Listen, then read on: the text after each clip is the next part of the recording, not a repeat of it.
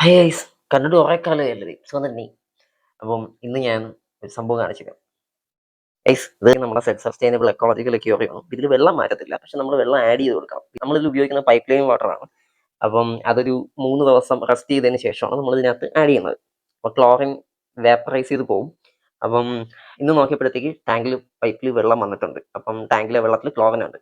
പക്ഷെ എനിക്ക് 3 ദിവസം വരെ കാത്തിരിക്കാനുള്ള ക്ഷമയില്ലാത്തത് കൊണ്ട് ഞാൻ ഈ സാധനം സെറ്റ് ചെയ്തു. ഇത് കാണിച്ചു തരാനാണ്. വെള്ളം എയറേറ്റ് ചെയ്യാണ് ഗൈസ്. നമ്മൾ വെള്ളം എയറേറ്റ് ചെയ്യുന്ന വഴി വെള്ളത്തിന്റെ സർഫസ് ഏരിയ കൂട്ടിയിട്ട് നമുക്ക് വേപ്പറൈസേഷൻ ഫാസ്റ്റ് ആക്കാം. അതായത് നമ്മുടെ ക്ലോറിന്റെ വേപ്പറൈസേഷൻ ഫാസ്റ്റ് ആക്കാം.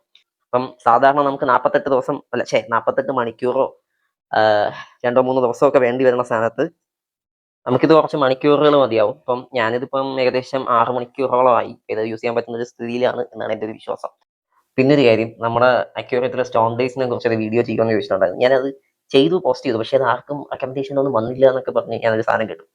അപ്പോൾ അതുകൂടി ഇതിനകത്ത് ആഡ് ചെയ്തിട്ടുണ്ട്. കാണുമെന്നുള്ളവർക്ക് അവിടെ പോയി കാണാം. അത്രയേ ഉള്ളൂ. Bye bye.